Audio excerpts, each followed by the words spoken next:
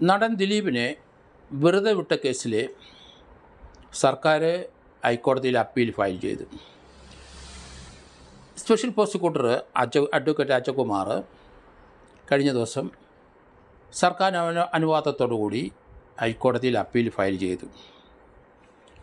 അതിനകത്ത് കോടതിയുടെ നടപടിക്രമങ്ങളെ വിമർശിച്ചുകൊണ്ട് പല കാര്യങ്ങളും കോടതി ചെയ്തത് നീതിയുക്തമായിരുന്നില്ല എന്ന് സമർത്ഥിച്ചുകൊണ്ടാണ് അപ്പീൽ കൊടുത്തിരിക്കുന്നത്. നീതിപൂർവമായ ഒരു വിചാരണ ഈ കേസിൽ തുടക്കം മുതലേ നടന്നില്ല, കോടതിയുടെ ഭാഗത്തുള്ള തെറ്റാണത് എന്ന് ആരോപിച്ചിരിക്കുന്നു.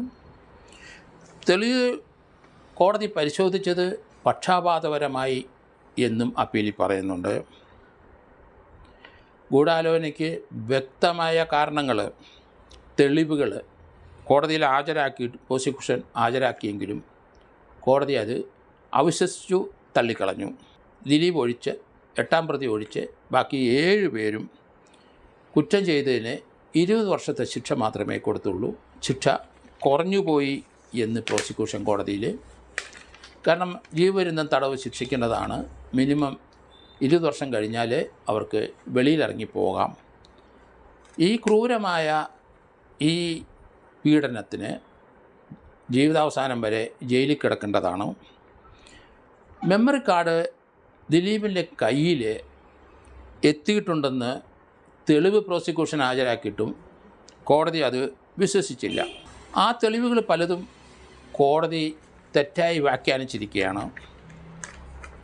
90 ദിവസത്തിനകം അപ്പീൽ ഫയൽ ചെയ്യാൻ കോടതിയുടെ പരിഗണനയിൽ കൊണ്ടുവരാൻ ഗവൺമെൻറ് സാങ്ഷനോടുകൂടി 80-ാം ദിവസം തന്നെ അപ്പീൽ ഫയൽ ചെയ്ത് കഴിഞ്ഞു. 8-ാം പ്രതിയെ വെറുതെ വിട്ടത് ശരിയായ വിലയിരുത്തലിലല്ല. തെളിവുകൾ 8-ാം പ്രതിയെ ശിക്ഷിക്കത്തക്ക രീതി ധാരാളം കോടതിയിൽ ഹാജരാക്കിയിട്ടും അതൊന്നും ശരിയായ രീതിയിൽ കോടതി വിലയിരുത്തിയില്ല എന്നും.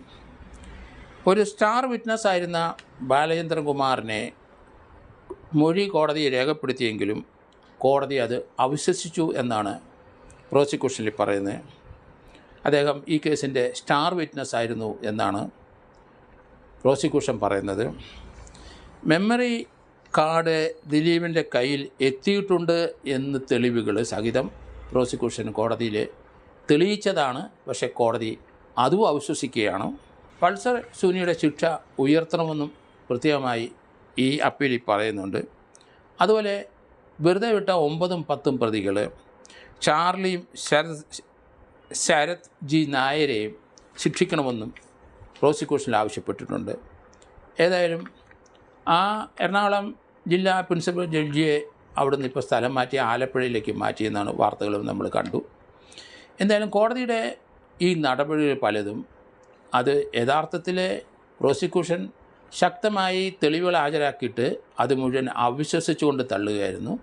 1-2 തെളിവുകളല്ല, മൊത്തം തെളിവുകളും അവിശ്വസിച്ച് തള്ളി 8-ാം പ്രതിയെ രക്ഷപ്പെടുത്തത്തക്ക രീതിയിൽ കോടതി അത് 8-ാം പ്രതിയെ വിടത്തക്ക രീതിയിൽ ആ ചില തെളിവുകൾ മുഴുവൻ തെറ്റായി വ്യാഖ്യാനിച്ച് അവിശ്വസിച്ച് 8-ാം പ്രതിയെ രക്ഷപ്പെടുത്തി എന്നാണ് വരുന്നത്.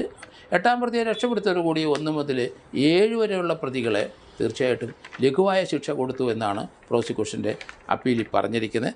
അതുപോലെ വെറുതെ വിട്ട 2 പേരുണ്ട്, 9-ാം പ്രതിയും 10-ാം പ്രതിയും, അവരും ശിക്ഷിക്കണമെന്നാണ് കോടതിയിലെ അപ്പീലിൽ പ്രോസിക്യൂഷൻ അപേക്ഷിച്ചിരിക്കുന്നത്.